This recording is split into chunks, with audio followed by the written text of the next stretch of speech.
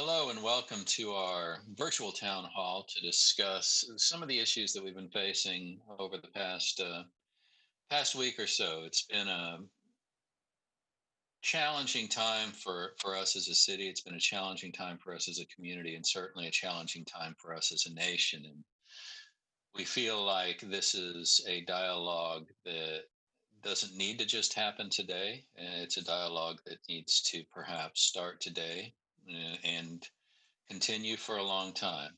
I understand that we've had community leaders that have been meeting with community leaders over the last few days, but having an open forum to be able to discuss our concerns, to share our ideas, and to share our commitments from a city perspective, from a police perspective, is an important piece of understanding what our collective future looks like. So today we have Brandon Davis, who is our director of accountability, public safety accountability. We have Chief Eric Payne, our police chief, and we should have another panelist, our city attorney, Anita Hitchcock, join us at some point during our discussions today. But before we get started, I wanted to hand it over to our city manager, Mark Washington. Just before I do that, we understand that we may have folks who have a limited proficiency for English, maybe Spanish speakers. Want to let you know that we are going to have interpretation available. And if I can, I want to hand this over to Ms. Lilybeth Perez to talk a little bit about that process as well. Thank you, sir. Good afternoon, everyone. If you need interpretation services in order to address our city leaders this afternoon, I will be able to assist. Buenas tardes. Si usted necesita servicios de interpretación para dirigirse a nuestros líderes de la ciudad, estaré disponible para ayudarle. Thank you, Ms. Perez. One more reminder, if you do have either a question or a comment that you would like to share, you can either call 311 or you can dial 616-456-3000.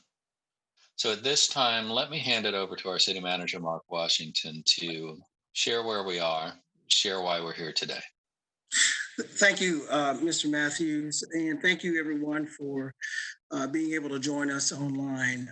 This has been a very challenging week for our city, our country, and even the world. The images of George Floyd crying for help while lying on the ground with a knee of a police officer on his neck has angered us all, me included. Just as the images from Michael Brown and Trayvon Martin and many others who were so brutally murdered, Eric Gardner, are also puzzling us. And we continue to ask why these incidents continue to happen in our country and around the nation. There are many of us who are striving to try to have better outcomes in our city in terms of policing and community relations. And I have made that my endeavor coming here to Grand Rapids. And with the recent events, we've all had to take a long pause and ask if we're making progress. Because the tragedy shakes us to our core and feels like we continually have to hit reset and start all over again. but I am not discouraged in my oath, my commitment to continue to be part of this community to protect and serve the residents. And I think we here in Grand Rapids can be better, will do better, and will be the example to communities across the country. Although we've made progress over time and gains over time, particularly as African Americans, people still wake up every day wondering if their lives are in jeopardy. I get that pain and I get that anger, and what has incited people to start peaceful demonstrations and peaceful protesting around the country to attempt to get systematized and systematic changes occurring in institutions and to get the knees off the necks of our communities in a very peaceful way. However, there have been some who have hijacked those peaceful demonstrations and would do things that would not dignify nor honor the lives of the victims because they have resorted to violence, to destructive things. And I cannot nor do I think those organizers of those very peacefully intended demonstrators attempt to do things in a manner that cause further violence and harm, particularly in ways that harm not only communities at large, but communities of color. And yet, in these trying times, we still have to depend on the very people that are being the object of protests in many instances, law enforcement, to help us to maintain law and order in our city and protect all lives, including the people who are protesting and themselves. So I want to commend our police and fire department in here in Grand Rapids for the overwhelming amount of restraint and response that they've had since the incidents that started off peacefully on Saturday and unfortunately had turned into an expression of not only anger, but of violence. We know that this is not indicative of the members of our community in Grand Rapids. I do want to also acknowledge the work of our police chief and fire chief, the departments, all the first responders, and our business leaders, our faith leaders, our community organizers, all of those who have come together in the wake of these events to help to make sure that we can be different and we can be better.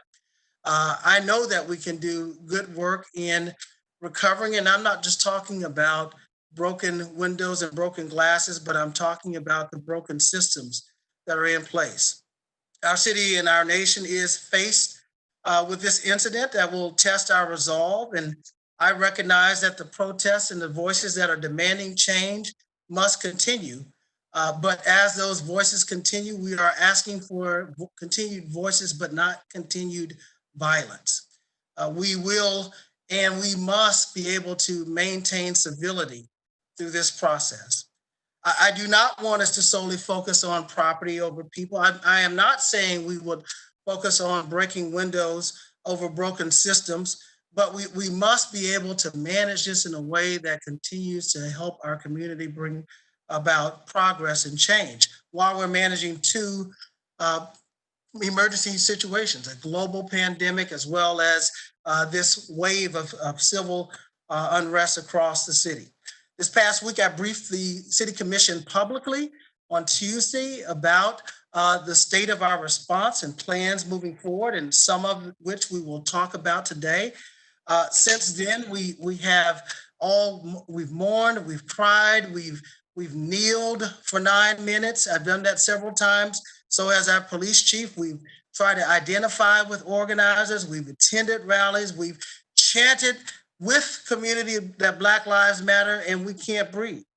We have I've met in smaller groups because quite frankly, it is difficult to have those conversations during some of the demonstrations and rallies. And so we are just there in support and listening. But at some point, we have to find a way to have these difficult conversations and that will affect policy beyond the moment of the demonstration.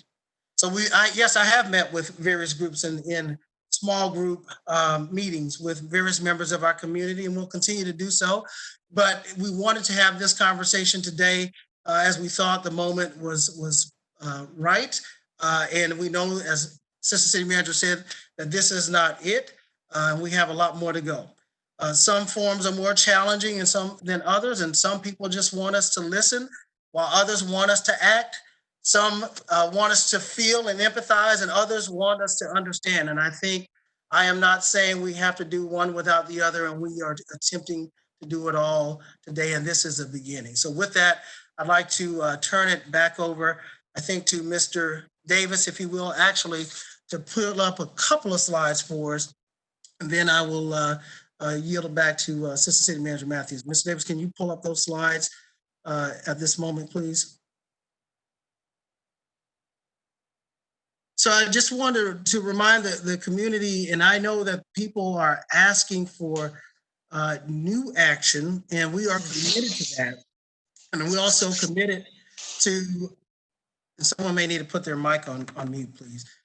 Committed to taking action. And these are some of the things that we've done over the past few years. And by no means am I declaring that this has been done by our leaders in the police department, our commissioners solely, or leaders in our executive office. This has been done with community.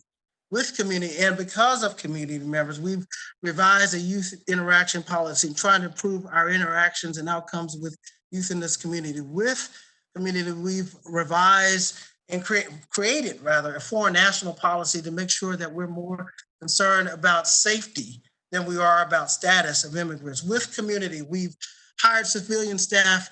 We've heard you. We've listened to the need to redeploy. We work with our law enforcement officers around developing a deployment plan that would allow us to have more community police officers. With community and with our police department, we've improved, and the law department, we've improved our ordinances around firearms and replica weapons. With community, we have developed, both with our nonprofit community, our neighborhood association, business community, have improved our SEPTED ordinance to have crime prevention through environmental design. We've listened to the voices about profiling and making sure that there were bias-based protections for people who were reporting crimes falsely just based on a person's race or gender. With community, we have created more transparency and accountability in creating our Oversight office and our Office of Equity and Engagement, and having a very engaged and community-involved process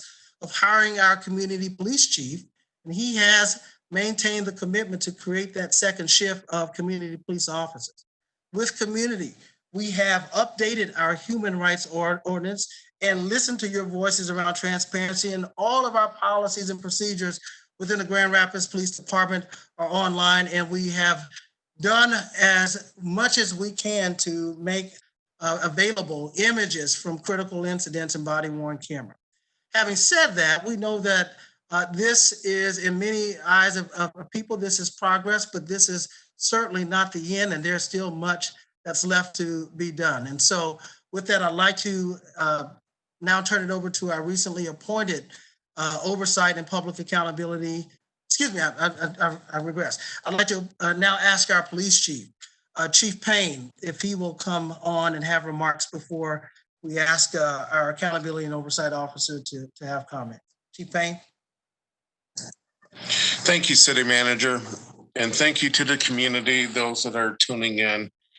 The murder of George Floyd is a tragic and traumatizing for all those that watched him cry out, "I can't breathe."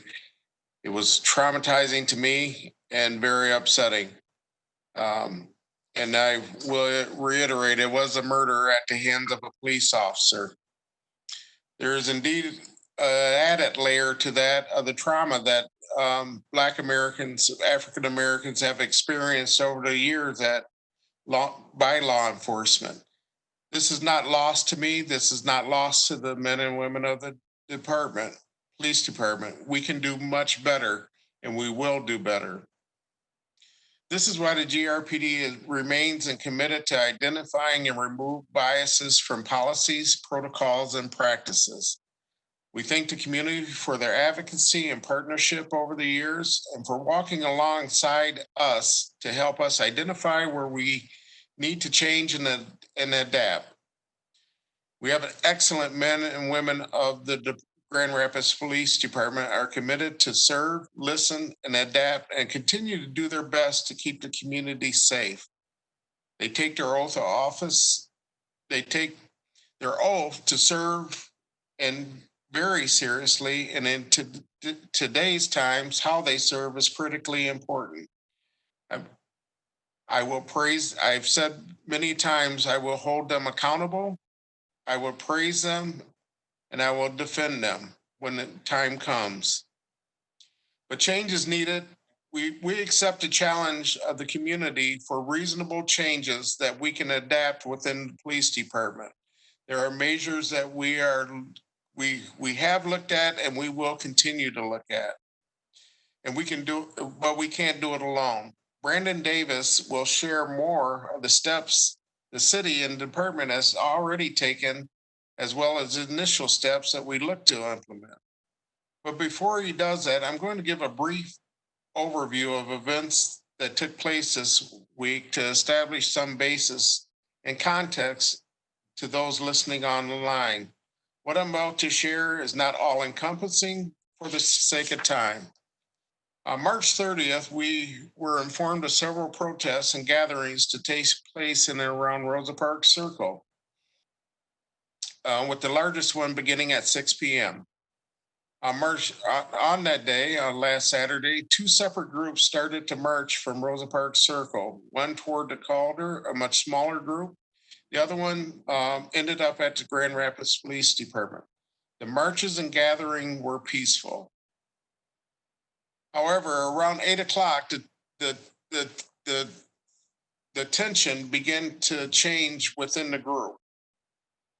And by 9 o'clock, we started to receive reports of vandalism, looting, fires being started, and people trying to force themselves into the police department. And all that night, or over the course of that night during this event, there were 9 arrests made.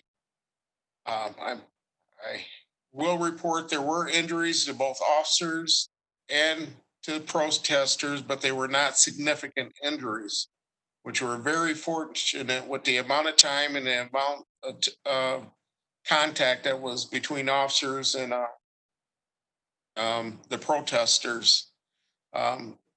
There were fires set, 7 police vehicles burned, and over 100 buildings and businesses damaged. Not having enough resources to start the event, we had additional resources from other law enforcement. But during the course of that night, I had to call in every Grand Rapids police officer, and we were given assistance from other law enforcement agencies in the area.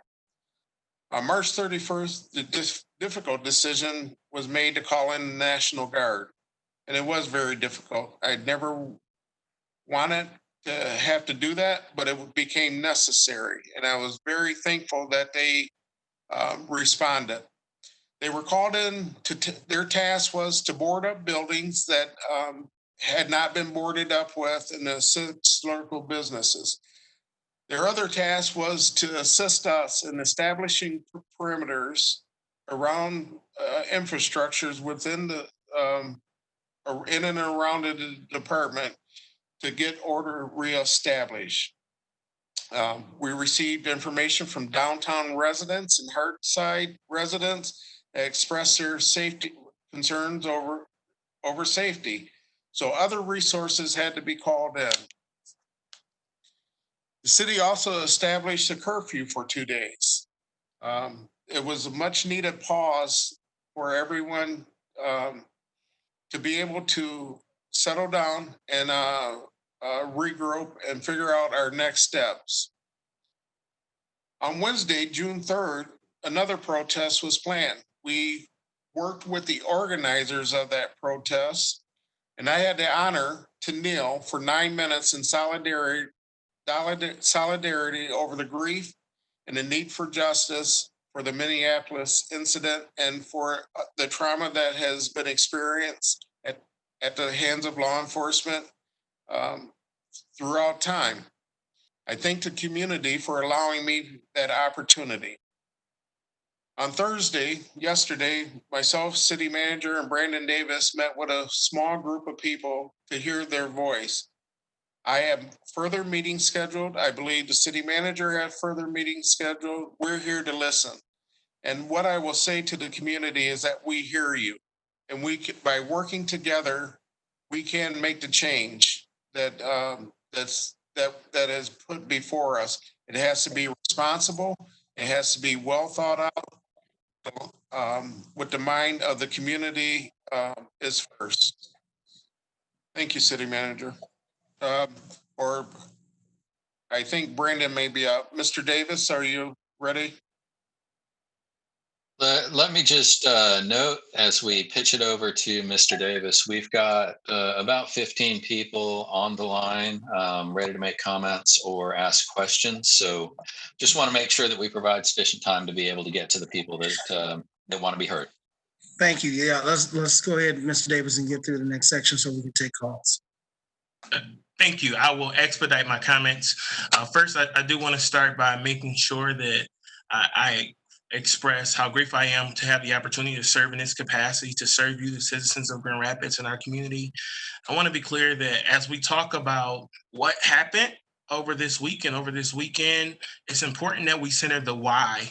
What happened, and not from a place of excusing any behavior, but talking about the real outrage and real emotion, the real frustration, the real rage that comes as a result of seeing a system that's broken, that comes as a result of feeling the pain of seeing Black men and women killed at the hands of police. And that injustice is infuriating. It's infuriating for me as a Black man, and I'm sure and know and recognize and hear the voice of community saying that it's infuriating for them as well. To that end, we've begun to discuss and to implement some changes and some actions that we can take now in order to begin to work through solutions in this area. I want to honor the work of community because this conversation is not new in Grand Rapids. There are some things that are new. We have a new police chief. This position, this office is new, and some of these things have been discussed even before our city manager was in place. So what is new about what we're talking about today is that we now have these offices and these individuals in place who are committed to making sure these things occur in our community. So with that, I will share this slide and begin this part of the conversation. So on Tuesday at the City Commission meeting, Committee of the Whole, there was initially a discussion about action steps, about things that we would do as soon as possible to begin to make this change.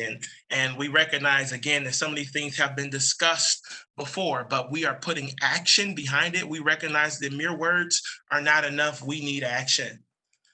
So one of the things that we discussed is all of the reports that have been talked about and that have happened. We honor that work. We know that there have been 21st century policing recommendations, and there's been traffic stop studies, and there's been deployment studies. There have been a lot of studies and a lot of task forces that have occurred in Grand Rapids.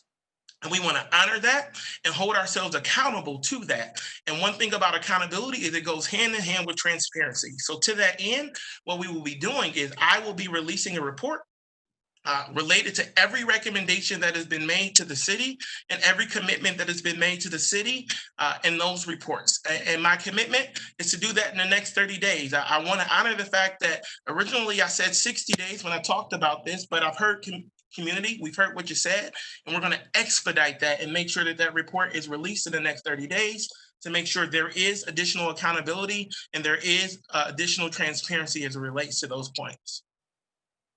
Chief Payne and my office will also be working together to establish a community police Advisory Council. And our commitment is that the initial appointments to that council will be done by tomorrow. We're going to be having these conversations and are in the process of having conversations. The purpose of this council is to make sure that we are sticking with our commitment of elevating resident voice.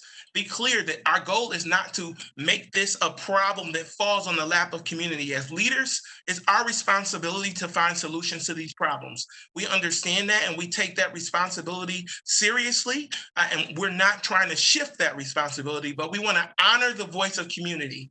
And to the extent the community wants to lend that voice, we want to hear that voice to make sure that our policies and decisions are in line with what we hear.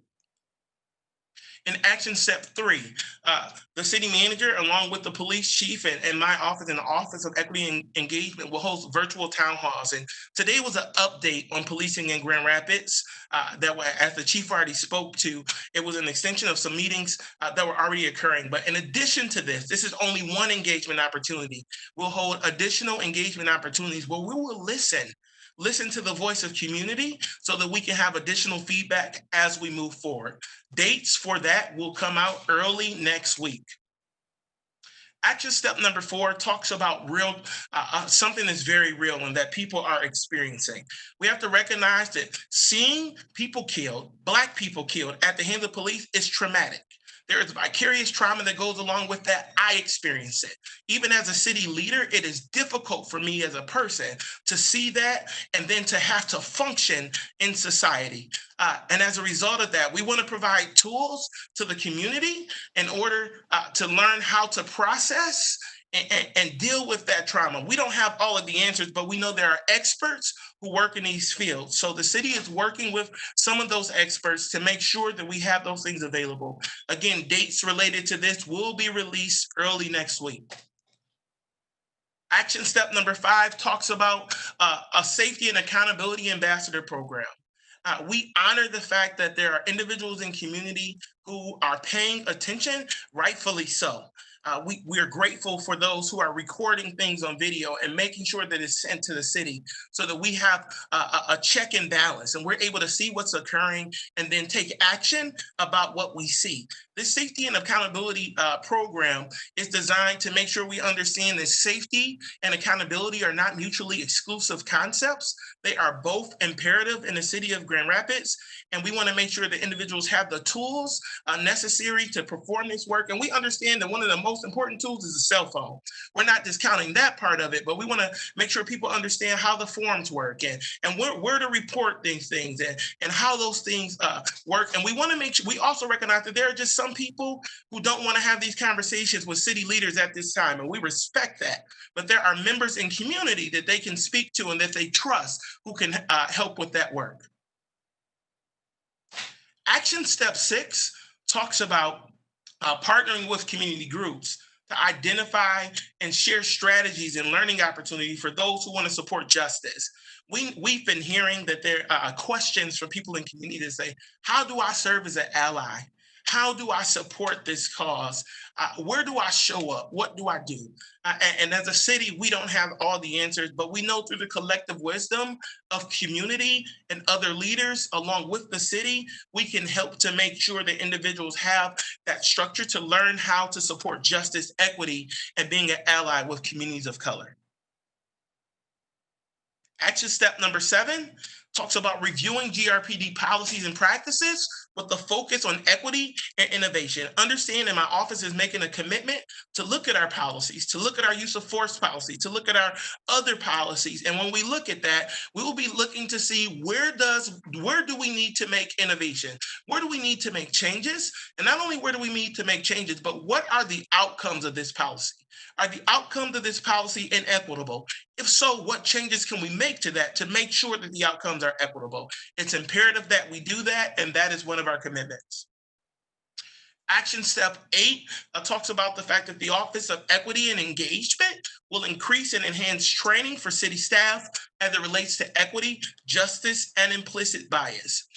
We know that training is not everything, but training is a tool that can be used to make sure that we are operating and serving the citizens of Grand Rapids in the best way possible. Action step number 9 was already in play before we got to this point. It talks about the strategic plan of the Office of Oversight and Public Accountability. With that, the office has been working before COVID-19 to begin our strategic launch process, which included creating a strategic plan. And this strategic plan is built around 4 principles. That's change, accountability, restorative justice, empowerment, and engagement. When we talk about change, we're talking about that policy lens. We're talking about looking with the eye for equity and innovation I talked about and saying what needs to be changed in our department, what needs to be changed with our policies, and how do we implement that? How do we make that happen? When we talk about accountability, we're talking specifically to those. It sounds like we're getting feedback from someone's computer. So when we talk about accountability, we're talking specifically about increasing transparency in our processes. We know we have a civilian appeals board, and we know that we have an internal affairs system, and that's looking at those systems. How do we improve that internal affairs? Well, that might be creating a way for complaints not to have to go through the police in order for them to be reviewed. Those are some of the things we're talking about. With restorative justice in its plan acknowledges and honors the fact that there have been hundreds of years of systemic racism and inequality in our criminal justice system. And it honors the fact that every police department that has existed throughout that department, through that amount of time, has been a part of that system. We honor the fact that at one time, police department's sole role was to enforce racist laws that were considered legal at that time. Restorative justice says that what we have to do is look at that and look at where those outcomes have landed us and look at how we can make changes to that. And in some ways, that's working with departments like the city attorney's office to create and improve social justice diversion programs to make sure that we have other outcomes that don't just send people to jail or don't just send people down the path of a criminal record, but also provide them with tools to empower themselves. Lastly, we talk about engagement and empowerment. And when we talk about engagement and empowerment, we're not saying that one group doesn't have power.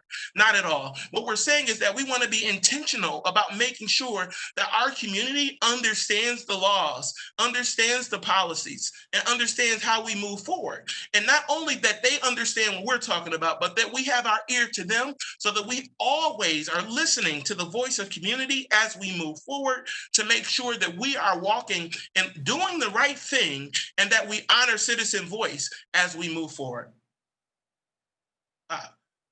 Action step number 10 talks about working with economic development as well as our community's children and the business community to increase summer job opportunities for youth. We know that one of the things that inequity in the criminal justice system has done is put us in a place where there is a lack of opportunity. So we're being intentional about making sure that there is that opportunity as we move forward. So additional considerations, and this is my last slide, but additional considerations from the Office of Oversight and Public Accountability is that OPA has requested a legal opinion. We've heard the voice of community that talks about subpoena power for the Civilian Appeals Board, and we've requested a legal opinion from the City Attorney's Office related to that ability. And we've also requested a legal opinion from the City Attorney's Office as it relates to subpoena power for OPA and or investigative authority. Those are actionable steps that we are taking at this time. Thank you, Mr. Manager. All right, thank you. Let's get to the last slide and then we'll take some questions. I just want to thank you, Mr. Davis. I want to just inform the community. This is something that in light of supporting, I signed off supporting the Governor Whitman's direction for reform in policing. And one of the reasons I did it because we were one of the leading agencies exercising a lot of that reform already. And so one of the things that I have asked and directed the chief and staff to do is to ensure that we have a strong and clear language about the officer's constitutional duty to intervene in any use of force issue.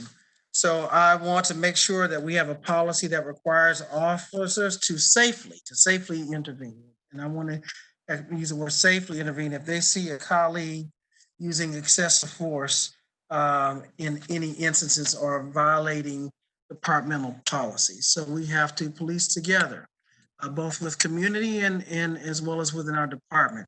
And again, I want to make sure that people understand this is a balanced approach.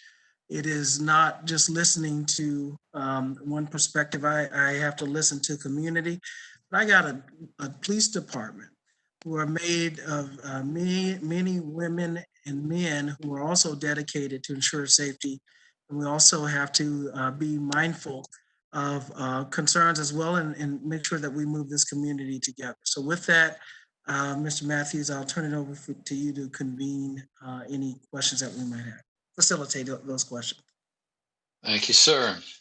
So I believe we have about 25 callers in the queue. So I want to hand that over to Mr. Doug Start. If you want to hand over our first caller. Sounds good.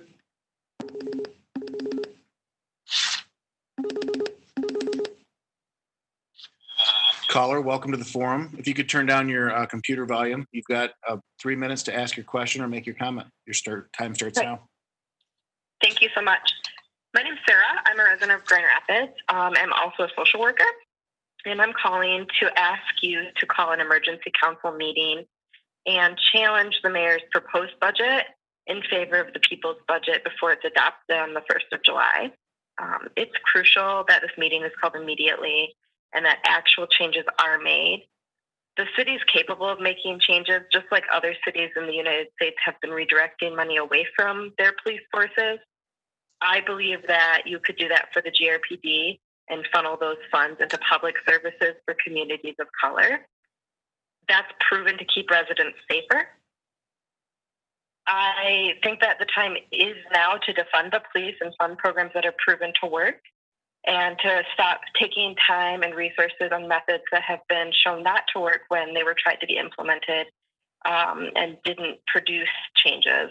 So, with that being said, just what we've seen as citizens in the city this past week, you were able to mobilize every police officer and National Guard in mere hours. I believe that shows that you should be able to change budgets and discipline the abusive officers just as fast and with accountability from the community. So thank you for hearing my comments today. Thank you, caller. Thank you. Thank you for taking the time. Do any of you all want to speak to that? I imagine it's not the only question or comment we're going to get in regards to what we've heard about the people's budget, what we've heard about redirecting public safety investments towards public services and services for communities of color. Yeah, I will just briefly comment. Thank the caller. I want to thank Sarah for her call. We've gone through a budget process and we reduced our budget by over 22 million, and the police department has also made significant budget adjustments in that process. And in doing so, we've tried to make sure we maintain services in the department that don't cause harm to the safety of our community, but also doesn't affect our community policing effort. So the budget's already been adopted for July the 1st. We will the commission is going to meet next on June the 16th, and I'm sure that some of them are listening to this forum right now, but we have no plans to amend the budget for those reasons at this time. Okay. We have 27 callers in the queue, so I want to make sure that we keep things moving so that people can have their voices heard. Doug, if you can bring the next one up.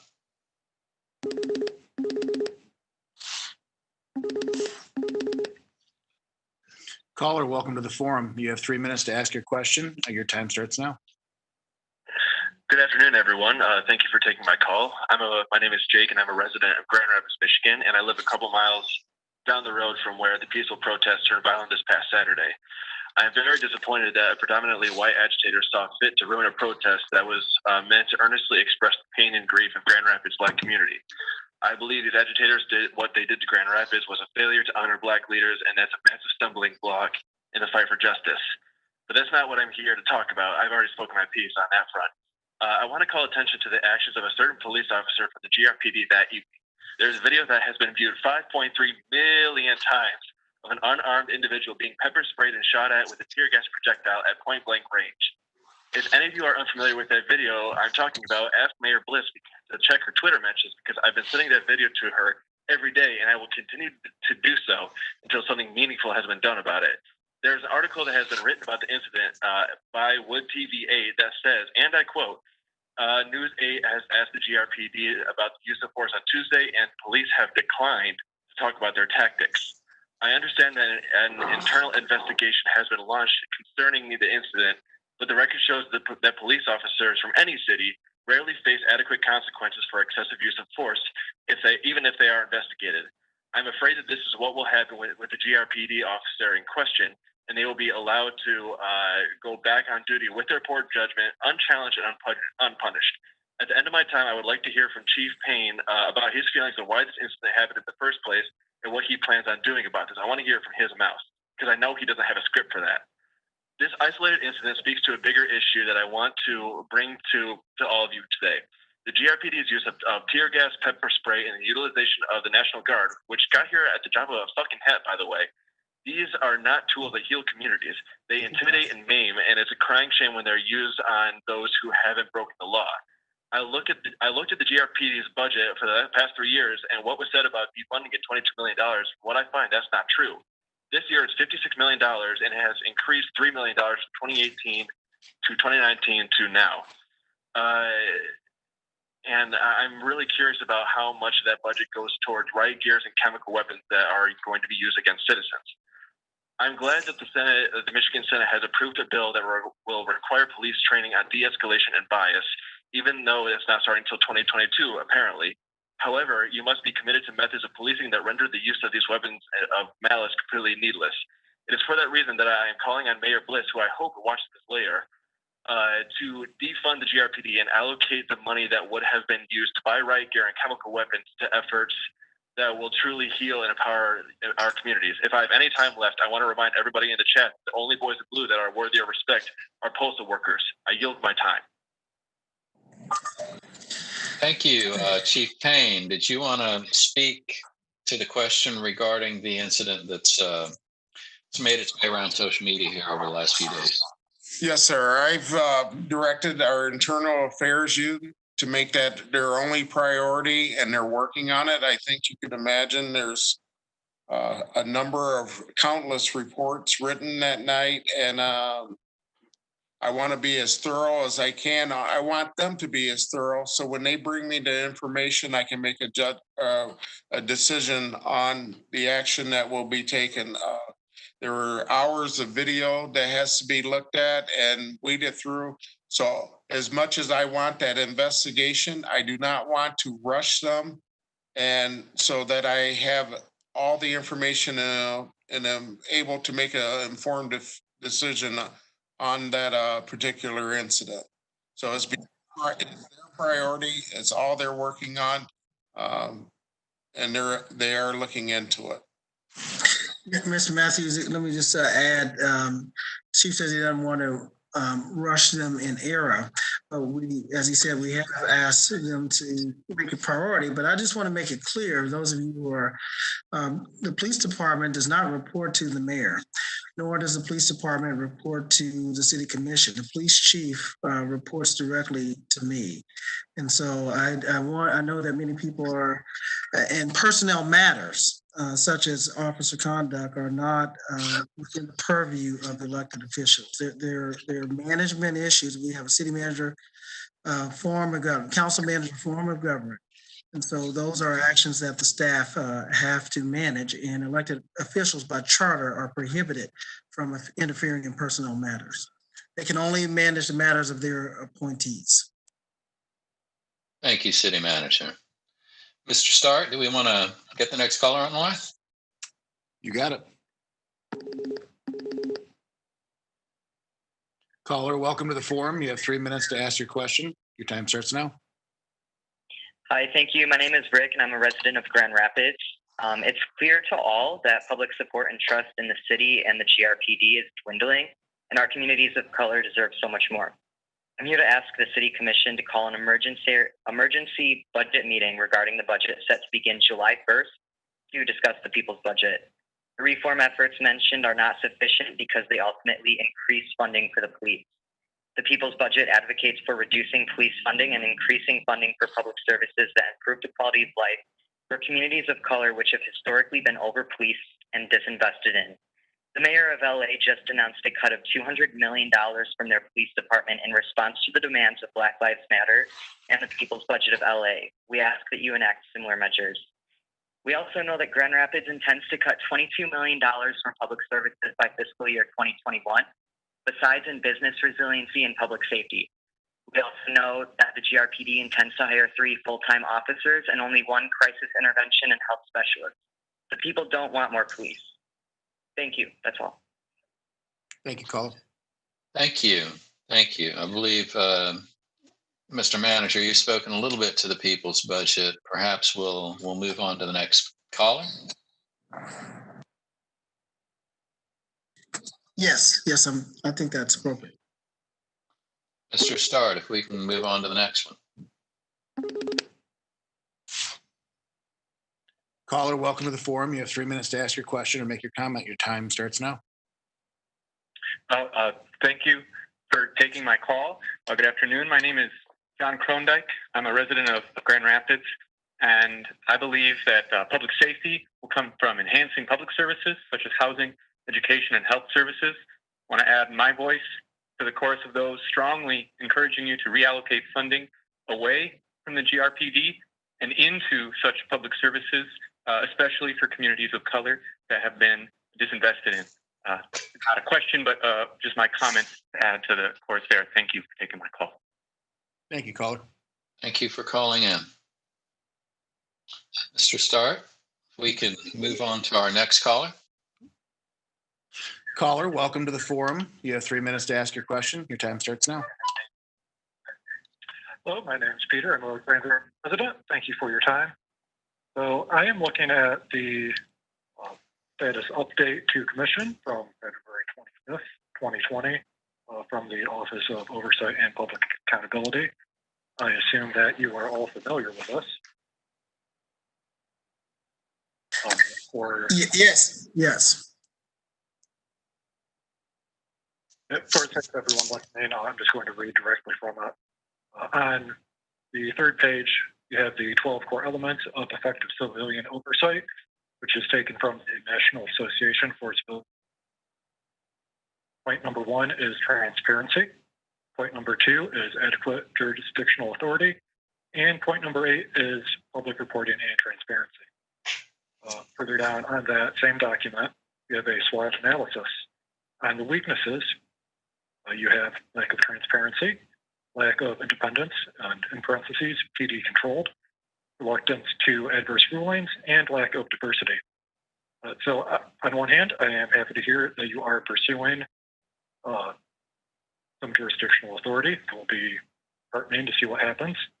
On the other hand, I am extremely concerned that lack of transparency, which is point number 1 from the 12 core elements, and independence, is something that you are not able to do because you are reporting to the police. I would like to know what you will do to ensure to people of Grand Rapids that you are not reporting to the police, you are reporting to them. Thank you, caller. Thank you. So I appreciate the call and the question.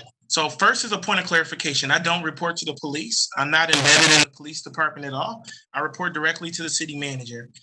My office was designed to be independent of the police department. Therefore, I make recommendations or anything that is decided from my office is separate from the police department. So I just want to be clear about the difference and the distinction of our role. My role is to provide accountability and transparency as it relates to the things that come from there and that fall into my office's jurisdiction. The update that you refer to comes directly from a discussion that was held. And those points you pointed out were a SWOT analysis from those people that were in that room and where they felt, based on what they felt, were the issues within that police department structure. Want to be clear, though, that my office's goal is to increase accountability and transparency. We won't shift from that in any way.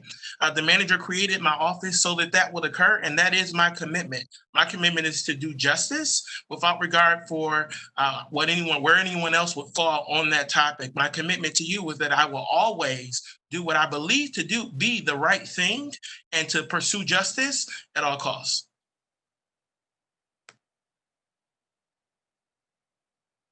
Thank you, Mr. Davis. Mr. Stark, can we get our next caller on the line? You got it. Caller, welcome to the forum. If you could turn down your computer volume or the device volume in the background. You have 3 minutes to ask your question. Your time starts now. I go now? Yep, go ahead. Okay. My name is Ben, and I live on the northwest side of Grand Rapids. I have two questions. The first is for Chief Payne, and the second is for Brandon Davis. First, has the department or any of its officers ever used the Bulletproof Mind or similar training programs that promote police using militarized tactics on citizens? And if so, will you ban the use of these materials and prohibit any officers who've used them from sitting on the streets until they are retrained? My second question is, what, if any, authority does the Office of Oversight and Public Accountability actually have to discipline or remove officers who have abused their power? And if the answer is none, who outside GRPD currently has this power? Because one thing we know, all the so-called action steps in the world are meaningless if in the end, police are still left to police themselves. So to put it to you directly, can you or your office fire a cop for wrongdoing? And finally, I would add my voice to those who are calling to reallocate funds away from GRPD and towards social services that actually contribute to the safety and health of our community. Thank you. Thank you, caller. Thank you, sir. So let's go with the first question first.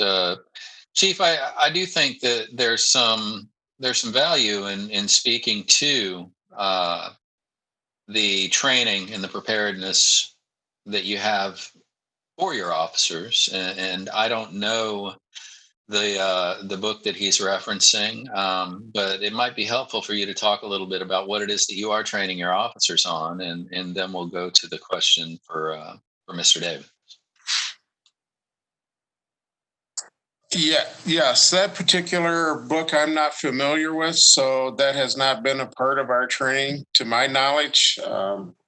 With that said, we have committed to numerous de-escalation, implicit bias training. De-escalation is incorporated, and it has been incorporated for years in our ongoing mandatory training. It's a major component to it. In fact, the state has actually adopted some of our training for all academies to train new officers in the forms of de-escalation. So that's ongoing. It goes regular mandatory training as part of our normal training. Okay, thank you, Chief. So, Mr. Davis, I don't know if you want to speak a little bit to the role of the of your office, and then perhaps the city manager can address the broader disciplinary question when it comes to police accountability. Sure. Okay.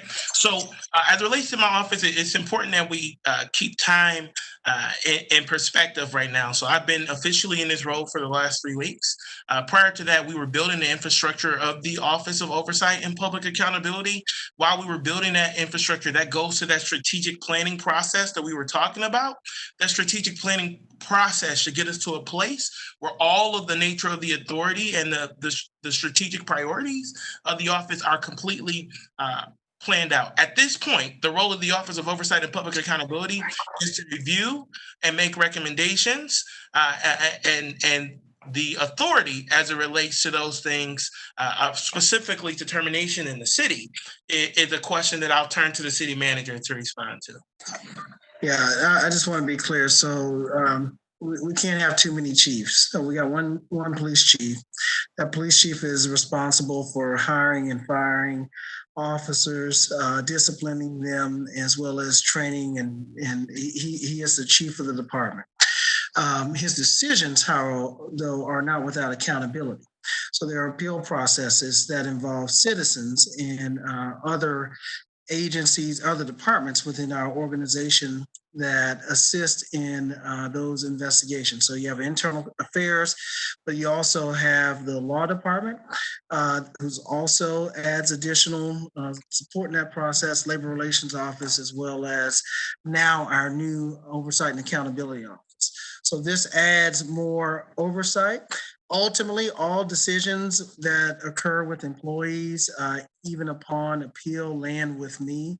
And so the buck stops with me on personnel matters. And I will be listening to not only the police chief, but the Office of Oversight will make independent recommendations. So there's a process. And so just like citizens have due process for appeals, so do officers. And so we have to let things go through the process. I hope I answered the question. Okay, thank you, Mr. Manager. Mr. Stark, let's go to our next caller. Caller, welcome to the forum. If you could turn your volume down in the background. You have 3 minutes to ask your question. Go ahead and make your comment. Your time starts now. Okay, thank you. My name is Spencer Brown, and I'm a resident of Grand Rapids. I believe that public safety comes from enhancing public services, just like housing, education, and health services. I strongly encourage you to reallocate funding away from the GRPD and into such public services, especially for communities of color that have been disinvested in. And furthermore, I urge the GRPD to use the swift hand of justice on its own police, as it has done on peaceful protesters and Black people throughout the ages. Thank you. Thank you, caller. Thank you. Let's move on for our next caller. Caller, welcome to the forum. If you could turn your volume down, please. Hello. Yep, you have 3 minutes to ask your question. Your time starts now. Hi. My name is Isabel. I'm a resident of Grand Rapids and a student at Grand Valley State University.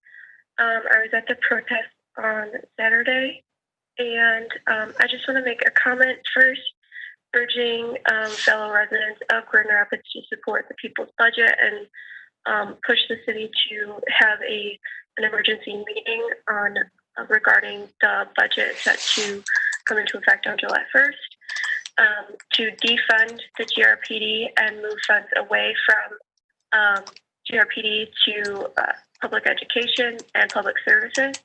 But I would also like to make a comment regarding use of force on Saturday. I took a video that has been going around some social media that is time-stamped for 8 p.m. well before protesters were vandalizing.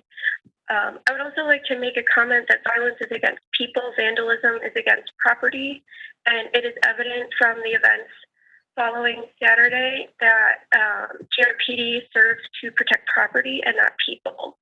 But I would like to point out that in 2018, there were over 300 formal complaints against GRPD, and 0 officers were terminated and only 3 were suspended. And I'm asking if OPA will start releasing the names of officers that have formal complaints filed against them and the content of those complaints, so that citizens can actually follow up on the excessive use of force used by GRPD.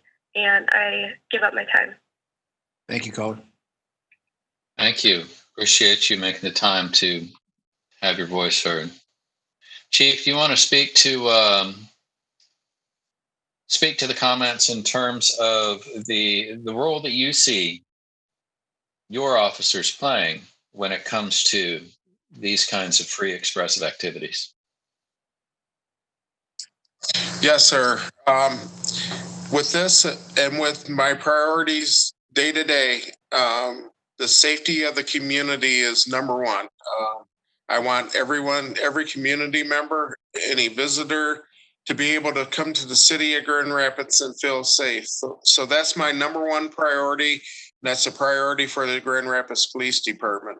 Property is a concern, but I believe I mentioned there were well over 100 businesses damaged Saturday night. That is very unfortunate, and that is a concern, along with fires started and everything. But my number one priority is the safety of the community. Thank you, Chief. As of about 5 minutes ago, we had about 28 callers in. So I want to make sure that we move through, give as many people the opportunity to speak as we can. Mr. Start, if we can get to the next caller. Caller, welcome to the forum. You have 3 minutes to ask your question. Your time starts now. Okay, thank you. My name is Noah. I'm a student at Kendall College of Art Design. And excuse my quivering voice, I do have anxiety. So if elected officials do not take Black Lives Matter Michigan seriously with defunding the police, elected officials are going to be voted out of office. They're going to be. Take the Grand Rapids public's voice seriously in regards to that, because elected officials are going to be voted out of office. Defund the police. It's unacceptable. Reform is not enough. Also, I'd like to point out that it's kind of interesting that there's this big focus on the whole cleanup downtown, but like poor communities of color with terrible infrastructure are like left completely behind. Like downtown is a space where all the tourists go, but then poor communities of color who have like broken sidewalks and like glass everywhere, there is no cleanup campaign for those people. It's outrageous. What are you guys doing? Where are your priorities at? I don't know. I yield my time. It's frustrating. Thank you, caller. Thank you for your comments. Mr. Manager, I don't know if we want to speak to some of the commitments, some of the investments that have been made going into the new budget year, and some of the investments that have been made over the previous year in regards to investing and reinvesting. Yeah, I think, and I appreciate the sentiments. And what I hear people say is in their calls to defund the police department, the city commission has responded in several ways that I wouldn't say is defunding, but we've repurposed some of the funding in the police department. So we had $1 million for community policing, and instead of solely acquiring sworn resources for staffing, we've addressed resourcing in the department in multiple ways. So you have civilian positions that are performing some of the duties that sworn officers had previously done in terms of administrative duties, and that allows the police chief to redeploy them in other manners in the community. We had only a day shift of community police officers, people who are proactively engaging with residents, getting out of their cars, going to community events, and so they're not just driving around responding to calls for service. So by taking resources, civilianizing some of those positions, we're able to create a night shift, and the chief can talk to that. The other thing that we've done is the reason why Mr. Davis exists now. That's funding that came out of that $1 million for community police efforts to fund efforts that would advance outcomes of the 21st century policing study that we've done in the task force recommendations. So I think we've heard those concerns around trying to do budgeting differently, but at the same time, I have to have a police department who's prepared to respond to events like happened last Saturday. When they are not, we see the effects of having those lack of resources. I am very, very thankful that the officers exercise a lot of restraint, because what we've seen in other cities, when you're understaffed, when you're fatigued, some instances have resulted in more excessive use of force. So, Chief, any other thoughts on the redeployment? Yes, Manager, and we will continue to look at ways to engage in the community and how we can do things more effectively. We're also looking at how the direction that we give our officers and what we're asking them for. more community-based. That's been an approach we've been taking for several years. So there have been steps taken to have more community engagement. We established a community engagement unit. It's been up and running for a little over a year now, where officers, that's their primary focus. We have 55 recruiting officers. That's secondary assignment. So we've shifted our focus not only just to law enforcement, which we must do, but also we've put it out into, or we put our resources toward engaging the community in a non-traditional sense. Okay, thank you, Chief. Mr. Stark, can we move on to our next caller? You got it.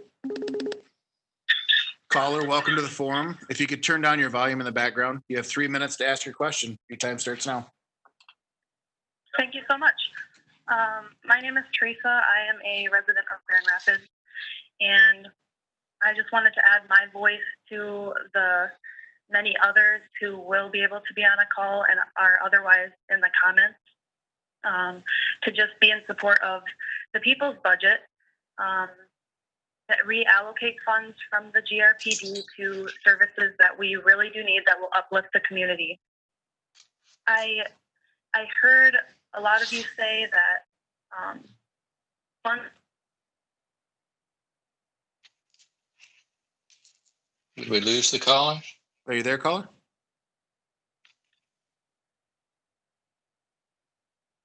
If you dropped off,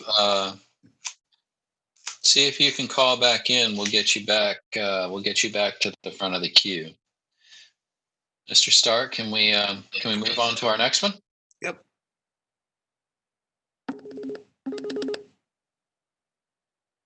Caller, welcome to the forum. You have 3 minutes to ask your question. If you could turn your volume down, your time starts now. Thank you. Hi, my name is Chad. I'm a resident of Grand Rapids. I just want to say thanks for putting this on and taking comments. I'm also feeling very encouraged by the comments I'm reading from the people and from the phone calls. And I would like to respond to the city manager's comments that he just said about needing funds for the police in response to what went down Saturday night. I would just like to say that I believe the police of the country were the reason that those things went down. And maybe if defunding happened, those events would not have needed to have occurred. I also just want to reiterate that I believe that public safety comes from enhancing public services, such as housing, education, and health services. I strongly encourage you to reallocate funding away from the GRPD into such public services, especially for communities of color that have been disinvested in. And that's my time. Thank you so much. Thank you, caller. Thank you. Thank you. Appreciate your comments. Mr. Stark, let's move on to our next caller. Caller, welcome to the forum. You have 3 minutes to ask your question. Your time starts now. Hi, my name is Patrick Greenan, and I'm a resident of Grand Rapids. I'm calling to join the chorus of residents asking you to call an emergency council meeting and challenge the mayor's proposed budget in favor of the people's budget before it is adopted on July 1st. The people's budget calls on you to redirect money away from the GRPD and into public services for communities of color. It is crucial that this meeting is called immediately. That's all I have to say. Thank you. Thank you, caller. Thank you, caller. I think it's important, and Mr. Manager, I don't know if you want to speak to this, just to clarify with some of the callers, the form of government and how the budget is formulated. I've heard several callers reference the mayor's budget proposal, and perhaps we can take just a really brief time to talk about how that gets put together. Yeah, so the budget proposal was a staff budget proposal that came from the various departments through the city manager to the city commission. And we proposed that budget and began considering it in April. We made several adjustments and it was adopted on May 21st for the effective date of July the 1st. And so I think what people are asking is for the budget to be amended prior to July. And the next meeting is on June the 16th. And as I said earlier, we had no planned amendments for defunding the police department budget on that day. So the city commissioners are listening, and should they want to do that, they can ask for some staff action if that's their preference, but we have no recommendations prior to this call regarding that. Thank you, Mr. Manager. Mr. Stark, can we move on to our next caller? You got it. Caller, welcome to the forum. You have 3 minutes to ask your question. Your time starts now. Caller, are you there? Yeah. Sounds like they may need to turn down their computer. Yeah. Can you turn down your volume there? Yep, I got you. Excellent. Go ahead. Your time starts now. Hi, my name is Micah, and I'm a resident of Grand Rapids, close to the west side. I don't think I really have too much more to add compared to some of the well thought out calls we've gotten so far. But I would like to add my voice to the chorus of people who are calling for reallocation of funds from the police towards the communities, minorities, and public works programs. And I know a lot of talk of the restraint used by police officers on Saturday night. I would like to point out that it's very subjective use of that term, and just like to see that addressed more in terms of where that's going nationwide compared to our city. It's not too much of a difference. That's my time. Thank you. Thank you. Appreciate you making your voice heard. Mr. Stark, let's move on to our next caller. Yep. Caller, welcome to the forum. You have 3 minutes to ask your question. Your time starts now. Hi, my name is Leah Vukovic. I'm a resident of Grand Rapids, and I also want to add my voice to defunding the police and reallocating funds to public safety. And I would also like to comment, and this is just a comment, that there was no restraint shown on Saturday, and tear gas and rubber bullets that's not restraint. Like, there was violence coming from the police. And I think this is indicative of something with Grand Rapids where they kind of put on this face of like, we're taking responsibility and we're doing all this, and they put on a smile and like, oh, we're such a good city. But if stuff like this keeps happening, then it's just like fake. So I just want to say, I think talking about it is great, but there needs to be action. And I don't know, violence is I don't know. Sorry, I'm sick right now, so I'm trying to like get my thoughts out. But like, I just feel like we need to stop talking and start actually doing something, because this has been a problem for a long time.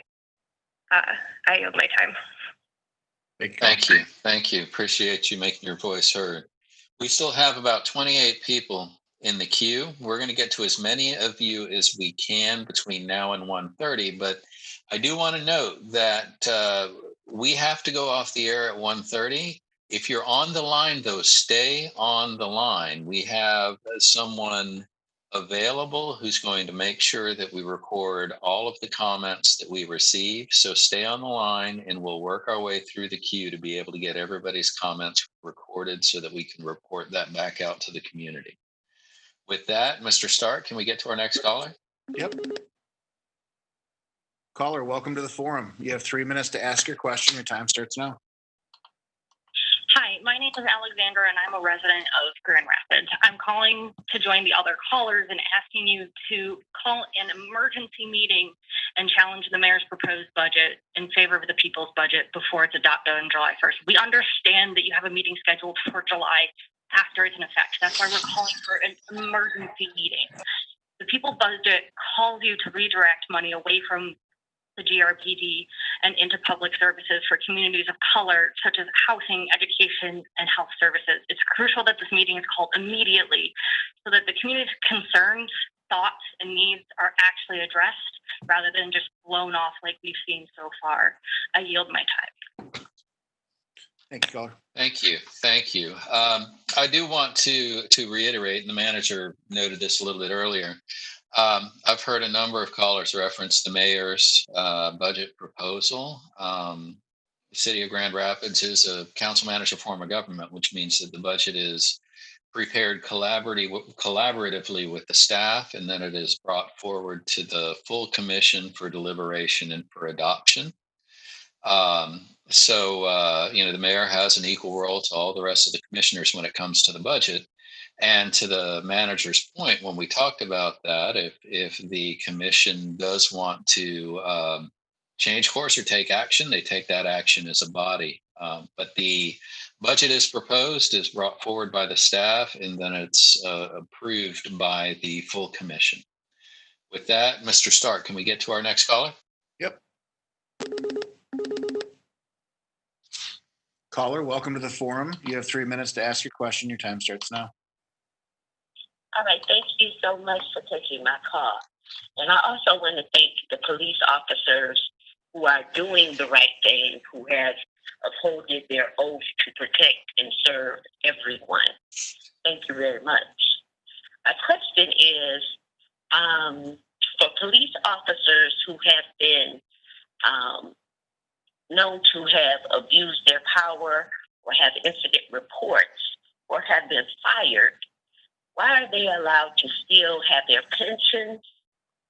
And also, why are they allowed to be rehired in any type of law for enforcement, whether it's the next county, the next city, the next state?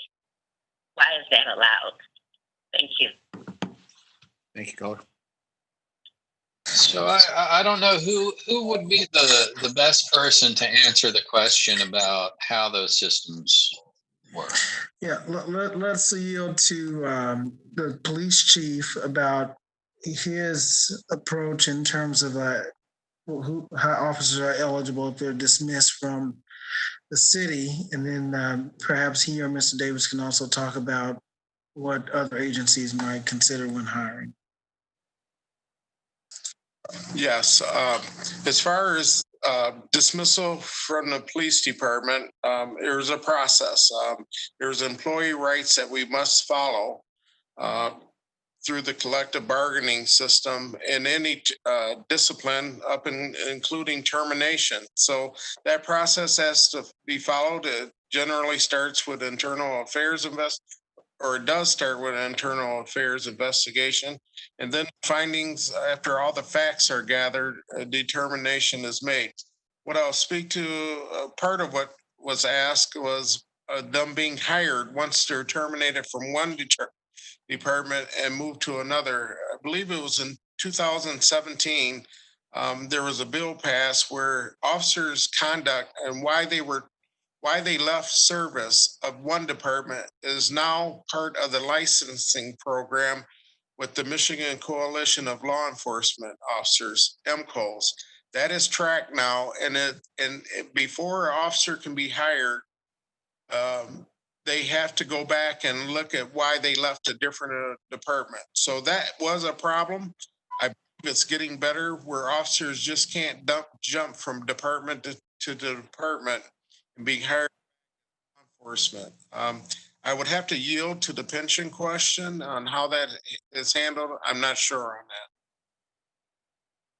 that. And Chief, we may need to put a pin in that and put it in our report back out to the community, because I believe that we're going to have to engage labor relations and human resources to know the precise answer to that question. Yes, sir. Mr. Davis, you want to talk about the role you intend to play or that we've envisioned playing in terms of the hiring and the onboarding of officers? Sure. So we recognize the fact that the department is not as diverse as it should be. In fact, there's a diversity issue. I'll call it that. And one of the things that my office will be doing is working with the police chief as well as the human resources division of the city of Grand Rapids to look at innovative ways to make sure that we achieve that diversity and make sure that our police department is reflective of our community. We understand that lived experiences are important. I recognize that it is imperative that officers understand the lived experiences and of those that they are serving. So we'll be looking at best practices from across the country in order to make sure that we are following them. Thank you, Mr. Davis. Mr. Stark, can we get our next caller on the line? You bet. Thank you. Caller, welcome to the forum. You have 3 minutes to ask your question. Your time starts now. Are you there? Hi, I'm a resident of Grand Rapids. My name is Drew Fisher.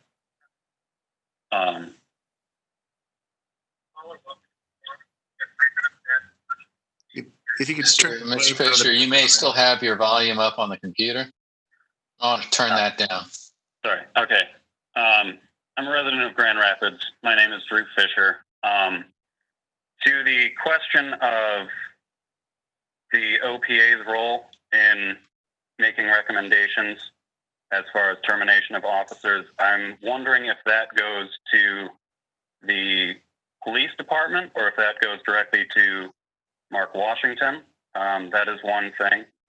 I do want to also demand an emergency meeting for the budget amendment, and I would like an official recommendation from everyone on this call to that effect. Chief Payne, forgive me if I don't have the most faith in you kneeling with the protest the other day. The last time I saw that happen was the last police chief who came up on stage at a youth-led it was not Black Lives Matter affiliated. It was a Justice for Black Lives kind of thing.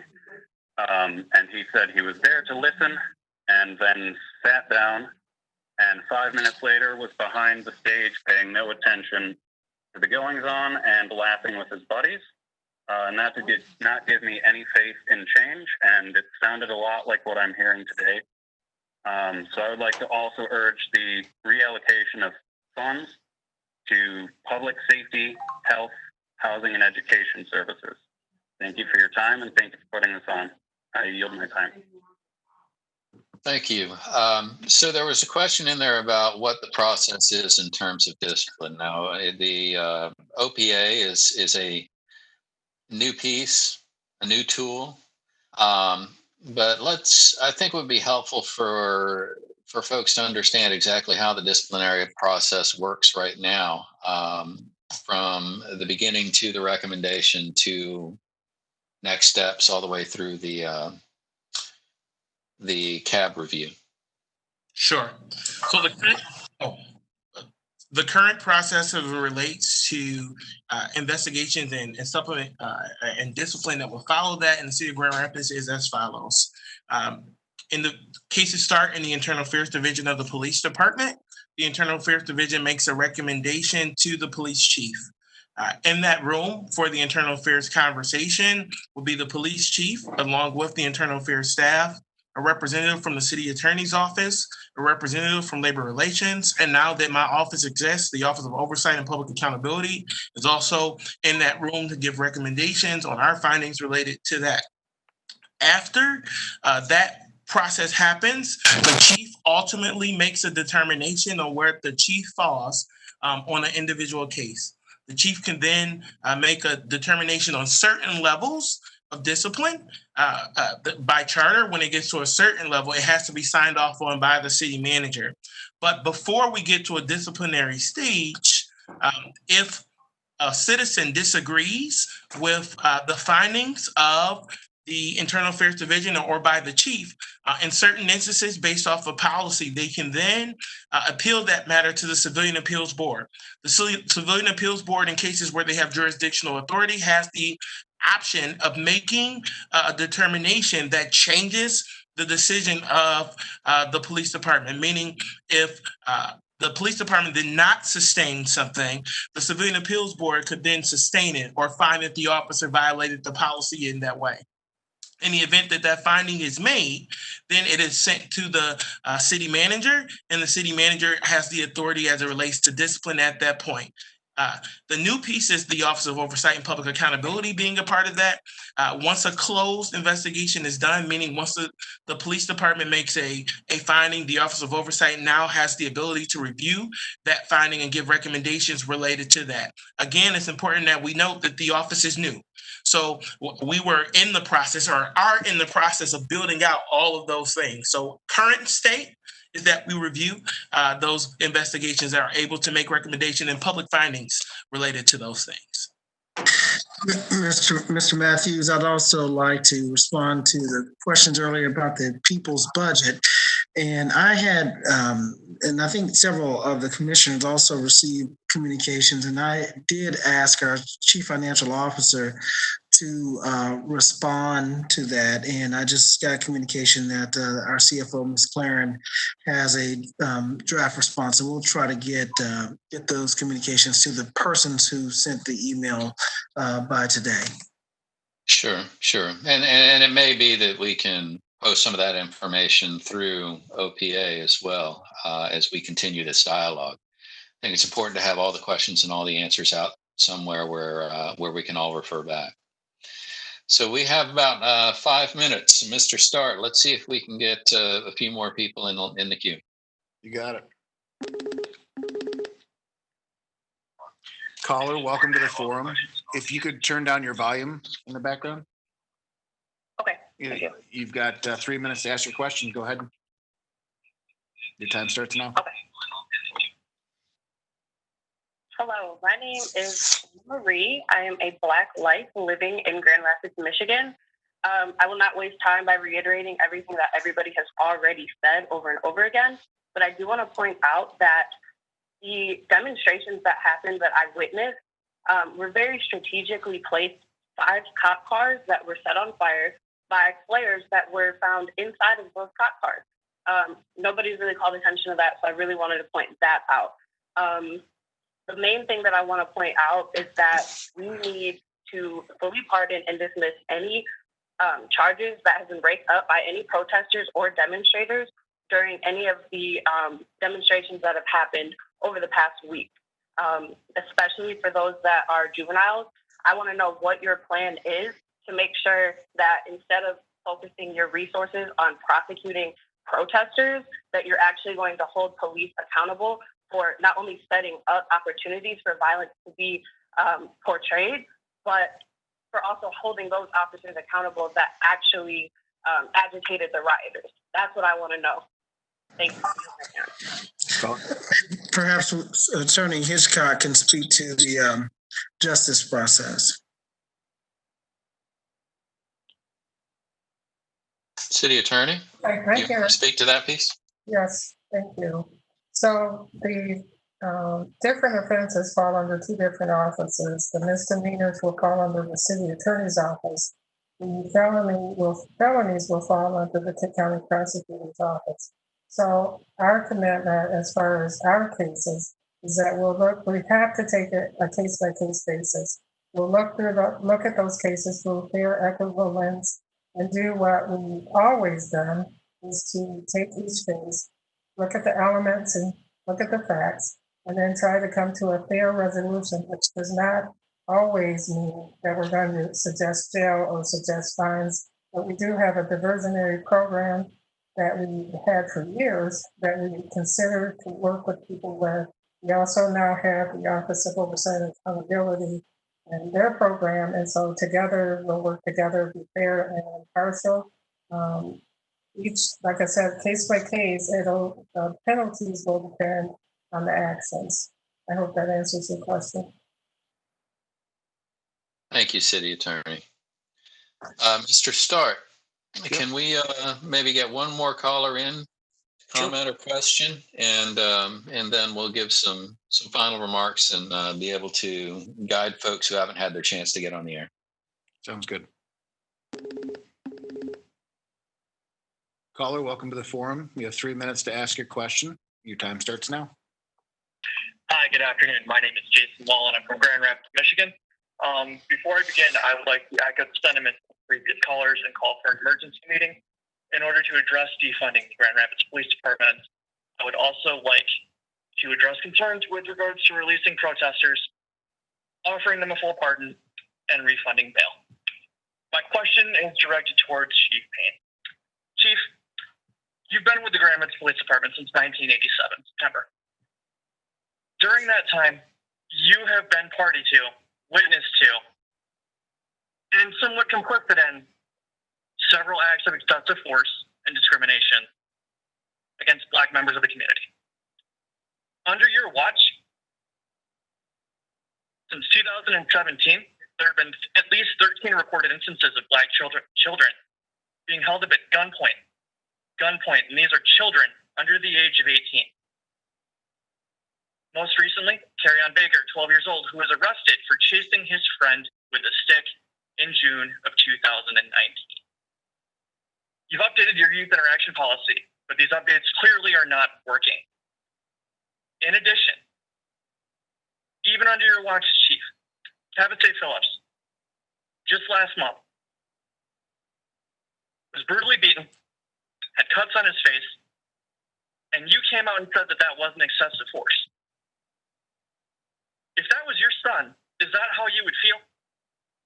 If that was your child, is that how you would feel, seeing that he was attacked by those officers in that way? But then again, you're failing to act with regards to clear video of Sean Hart being shot in the face by a tear gas canister. That evidence, that video is cut and dry. You've promised us an internal investigation, but you've done absolutely nothing in the 6 days since.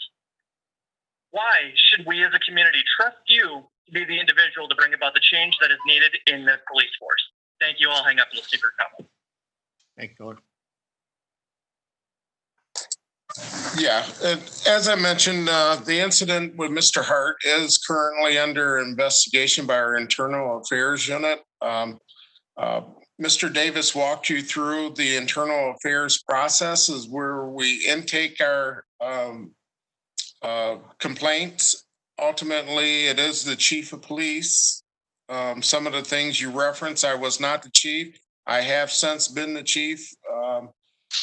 He walked you through the process of the internal affairs and how we look at complaints are. I'll add that our city attorney is always involved in that process, our labor relations unit, but ultimately it is the chief of police decision to make that determination. And what I'll say is in those instances that you're speaking of, those that have already been determined, it was a collective decision or input given, but it was the chief of police and all the facts were put out there at the time that those decisions were made. And again, we will continue to strive to make sure we're holding officers accountable. That is one of my commitments, is accountability to the officers, to the public on holding officers accountable. As I mentioned, Mr. Hart's investigation has been expedited. They're working on it. We will have a findings of that as soon as I have all the facts. Thank you, Chief. We are out of time for today, but as I mentioned, this is a beginning and not an end. I do want to encourage anybody that's on the line to stay on the line. Mr. Davis has staff members available who are going to record your comments, in particular your questions where we may need to be able to provide an answer. And then we're going to be working with the Office of Oversight and Accountability to start publishing out the questions and our answers to some of these questions, because this is a dialogue that has got to continue, and the problem solving around this needs to be shared. I want to hand it over to the city manager. Do you have any final comments before we close out this particular conversation? Yes, I want to thank, first of all, thank everybody on the panel, and then secondly, thank everyone for calling in, asking questions, and do know that we will be giving them thoughtful considerations, and I appreciate everyone being concerned about improving our city, because I know ultimately that's the outcome. And we might have different views or different ways of doing it, and that's the beauty of democracy and our our government. And so I do want to say that safety is important to me in the protection of our physical safety, our emotional safety, the safety of our community, and the safety of our officers. And we are prioritizing that in many, many different ways, and we cannot do it without the community support. This is our community, and we all take great pride in living in Grand Rapids, and we know that it is not perfect, but it is still not where other communities are.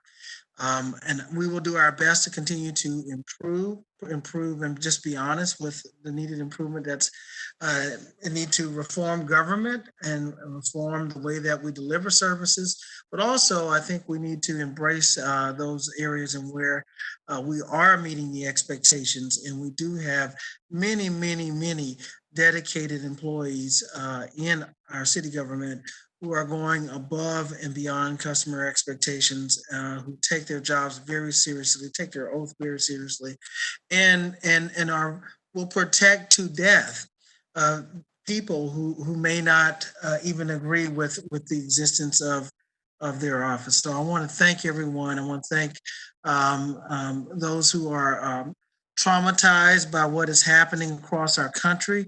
And even in our community, in our state, we know that the pain is real, and we have to find the appropriate ways to express that together. And then we're not saying be quiet.